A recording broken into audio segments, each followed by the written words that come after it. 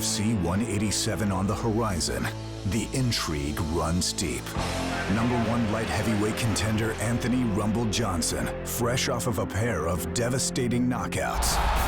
Anthony Johnson is a terrifying force. Finally earned his title shot against light heavyweight champion Jon Jones. But 3 weeks prior to the fight, the champion, embroiled in legal matters, was forced to relinquish his title and step down from the throne that he once held. We have suspended him indefinitely, but you know what they say, the show goes on.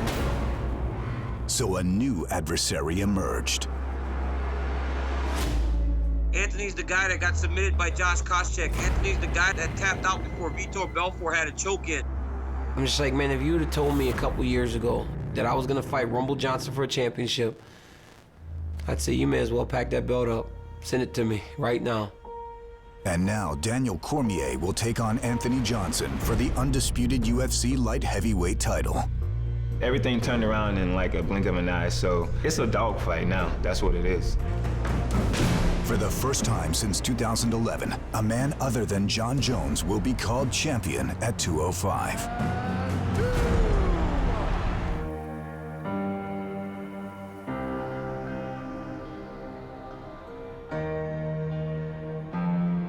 Yeah, I've been knocked down before. I had to rebuild myself a number of times like people can't even imagine.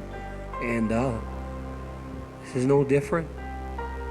This is not gonna ruin me. This one's tough, you know. I truly believe that I can get the job done. The list goes on and on, you know, from the debts to a failed marriage, losing at the Olympics, not getting the rest for the second Olympics, losing the world championship fight against Jones. I've been knocked down every time, and the story's been the same. I fall, I get back up.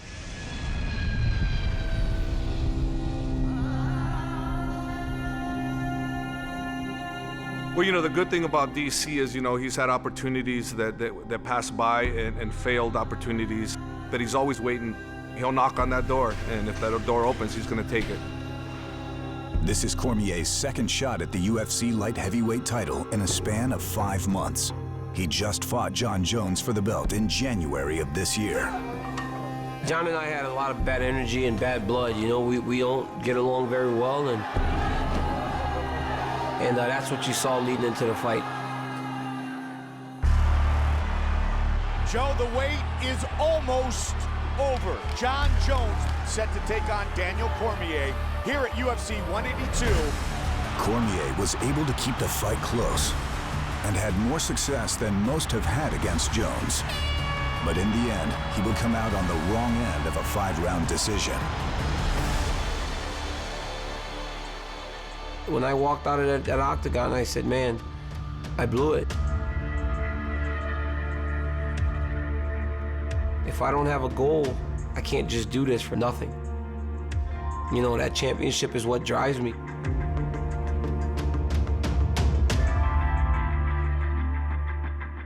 The biggest thing about it was I needed to realize that I could still have an opportunity.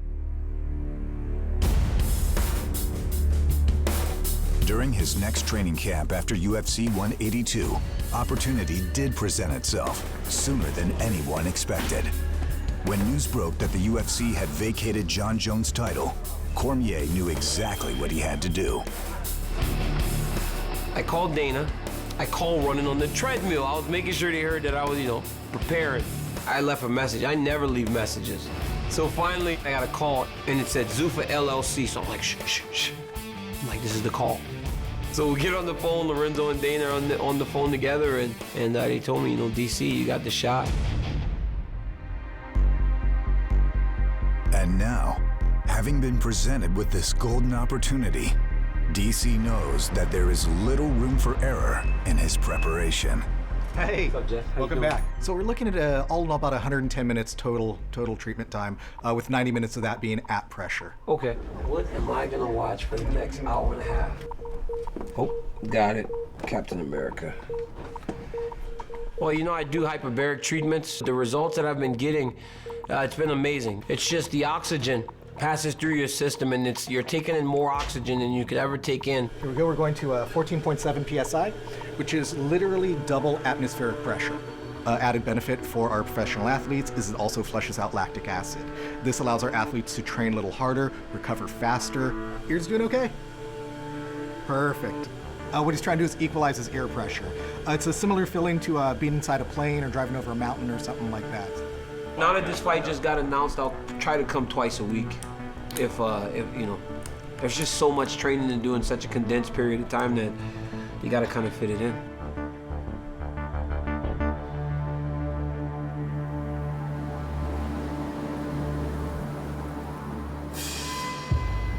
I knew I'd fight Cormier eventually.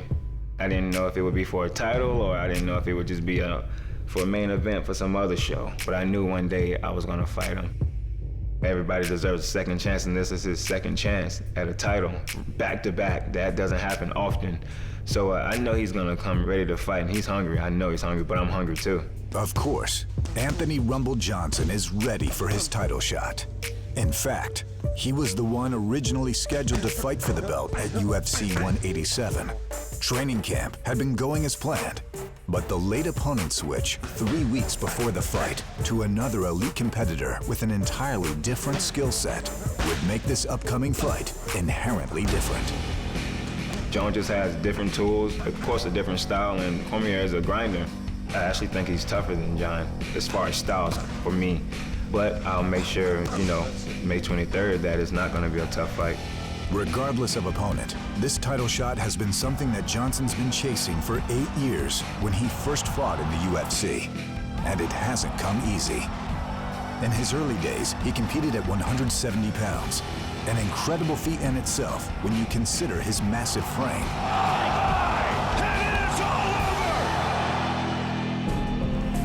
But he had issues with cutting weight. 177.5. 177.5! And the UFC was forced to release him in 2012. I needed it. I needed to grow up for sure. I needed to become mentally and physically better as a person, obviously. I was in the UFC, I got cut, came back to the UFC. I think it just shows how focused I am, that I'm not gonna let anything distract me from getting what I want. Last April, Rumble entered the UFC's 205-pound weight division and hasn't looked back since. Ready, fight! Ready! Here we go! In my debut at 205 in UFC, I was fighting Phil Davis. I didn't feel any pressure. I didn't feel like I needed to prove anything. I just needed to go out there and be myself. I can't believe how big Rumble is. Careful here! Big shots by Rumble! Davis is busted up. He is big time. Everything I wanted to do, I did. He is busting Phil Davis up. He looks like a killer in there tonight. Everything worked out. We are witnessing the rebirth of Anthony Rumble Johnson.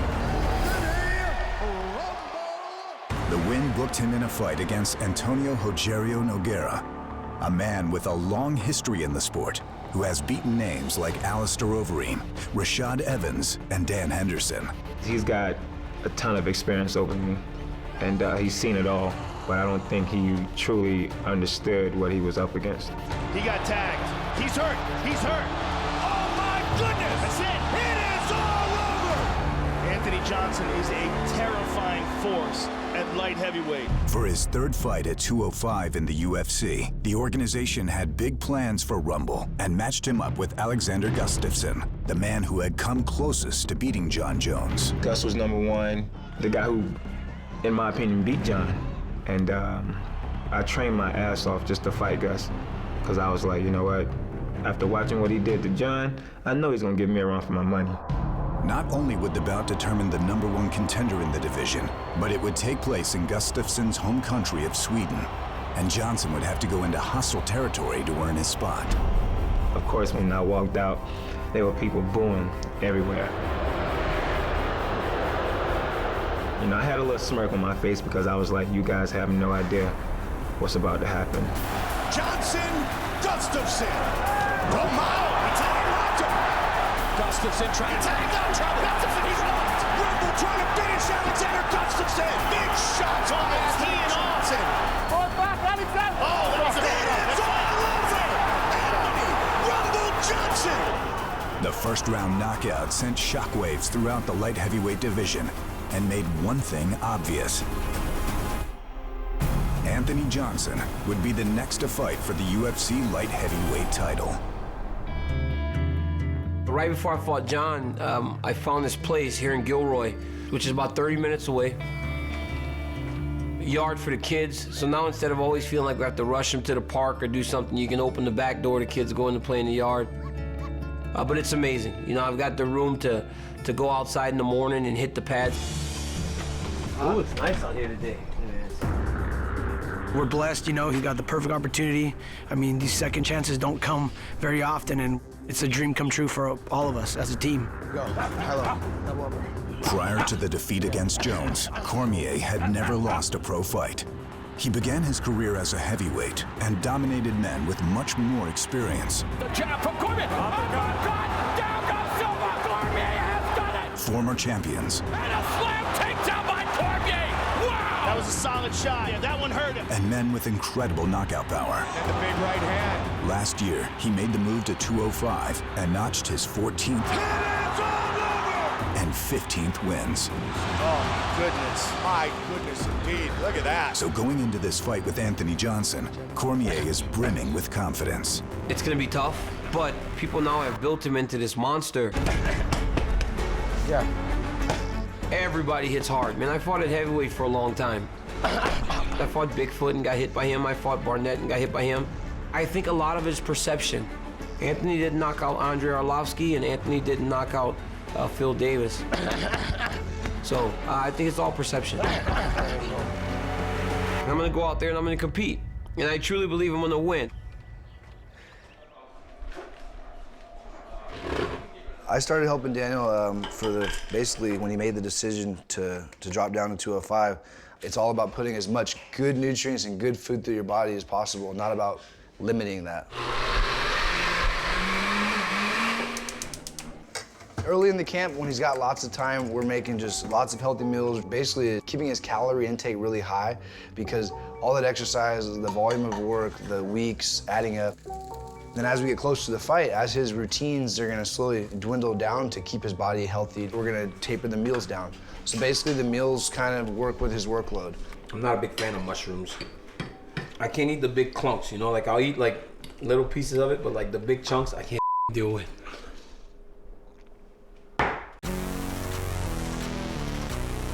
South Florida is the home of the Black Zillions, the training camp of light heavyweight title challenger Anthony Johnson. Many UFC fighters are on its roster, including a pair of former UFC champs, Rashad Evans and Vitor Belfort, who along with Johnson will be fighting for a title at UFC 187. Anthony's he's a beast. You know, yesterday we are here, just the energy, you know, training together, you know, look at each other's eyes and say, we're gonna do this, we're gonna do this. And this is it, man, you know. We got a teammate fighting for the title at the same night, so it's pretty exciting. Time, 30 seconds. Belfort and Johnson have a deeper relationship. Before becoming teammates, the two fought in Brazil back in 2012. Rumble has incredible power. Oh! Vitor went down hard. Belfort would come out the victor that night, and the loss would serve as the catalyst for Johnson to move up in weight and rediscover himself. He hasn't lost any one of his 9 fights since that night. Now I'm headlining a fight and fighting beside him for a title. I don't think anybody can say they did that before. And needless to say, if the two were to both come home with UFC belts, UFC 187 would be the biggest night in the camp's history. The roof is gonna blow off if that happens. While training for championship fights is nothing new to Vitor Belfort. In fact, he's fought men like Randy Couture, Anderson Silva, and John Jones for UFC titles. He's got it. For Anthony Johnson, UFC 187 will mark his first. And as his teammates remember, he's come a long way from when he first joined the Black Zillions years ago. With Anthony, man, you know, when he came on the team, he was a 170-pounder. He was lacking in areas of confidence, but now you're looking at a different Rumble. Rumble now believes in himself more than anything, and now he's realizing that potential that everybody's seen him long ago. Time good recovered. You know, there are a lot of great athletes in the UFC, and then there's Anthony Johnson. He sets the bar higher. He's big, strong, explosive, and with a conditioning base to fight for 25 minutes, you couple that with the skill set that he possesses, that's a scary guy to have to fight. Everything is hard and fast, and he goes forward, he goes to fight. When he hits somebody, he with his power, they have a problem, you know? And for Anthony Johnson, he's confident that he has the skill set to defeat Daniel Cormier and become the undisputed UFC champion. I can knock him out with one punch. I can knock him out with a kick, you know, with just one kick. I know his mentality when it comes down to fighting and anything tough because I'm a wrestler at heart too, so we know we can, you know, just grind it out. Time, good, recover. And this fight, everything turned around in like a blink of an eye, so it's not really much of a game plan. It's not really much of, you know, too much thinking. It's a dogfight now, that's what it is. He's destined for greatness. That's why Pop had you out there pulling those tires. Oh, boy. You remember how scary you was? You were so scared to run along those country roads. Never scared. What y'all talking about? Oh, when we jumped that ditch in the car that time, and I told you to go tell that man to come get us for help. You talking about, I ain't going over there. There was wild pigs over there. It was a wild pig. It was a wild hog. It was a... Man. This training camp started off pretty good. I had my grandmother in town, my family. My cousin came, her daughters came, and my aunt lives 30 minutes from me. And one thing you always do, before it's time to go in there, you call me Ma. Oh yeah, I always call her. I get the prayer scripture. Gotta have that prayer. My grandmother adopted me from the age of 2, and she raised me. She's definitely my biggest supporter. She truly believes in me, but she just doesn't want to see me get hurt. She doesn't want to see anybody get hurt in this sport. It's funny though, she tell me don't hurt nobody before she talk about them hurting me. That's somebody's baby. I'm Don't yours. hurt. That's somebody's baby. I'm yours. You supposed to care about me first. You better take care of yourself. She, you know, she's telling me to train hard and be safe and be careful and go and get them, Bo. That's what she calls me.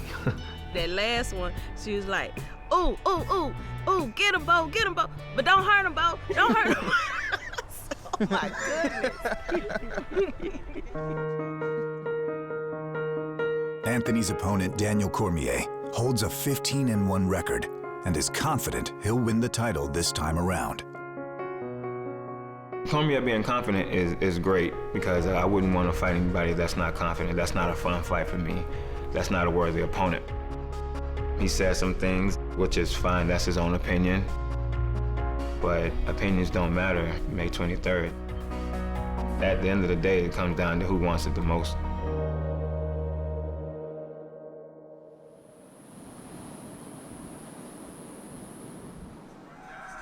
This place was rocking. People going crazy. 3 o'clock in the morning. Come in and stay a while, folks, and there he is. That's your boy.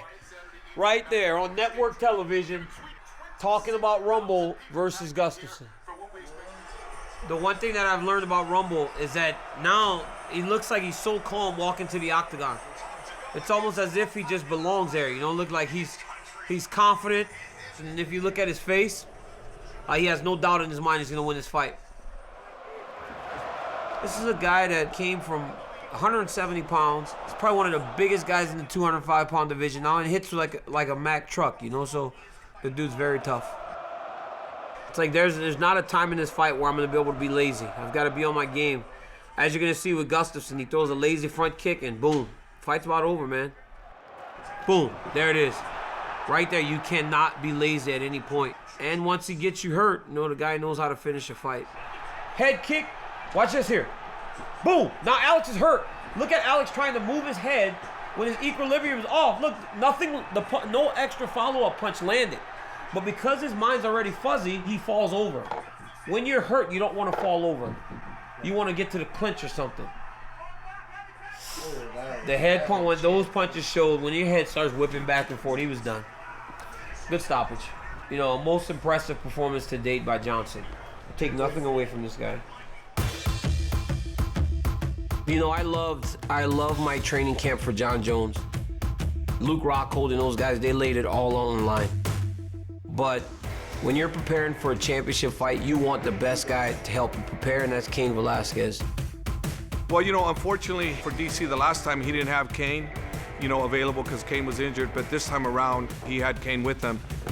I can't say enough about Cain Velasquez. Just the feel of a big guy like that that has relentless pressure, unbelievable technical fighter. Beautiful, nice, good DC.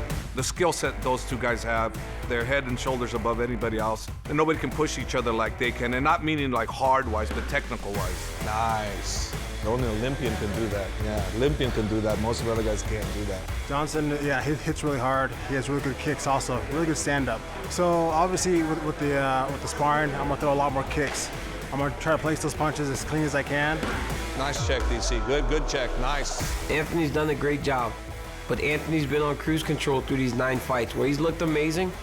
And I'm gonna deal this guy some adversity and make him fight where he's uncomfortable. Let's see how he does in those situations. And in order for DC to fly back to San Jose with gold on May 24th, he knows it's going to take one thing. A complete effort. You know, reliance on myself, reliance on my team, belief. We all have to walk to the octagon knowing that it's our time and this opportunity was presented to us for a reason. We have to take advantage of it. But a complete effort. I cannot beat Rumble Johnson if I am not fighting at 100%, and I do intend to be 100% on May 23rd.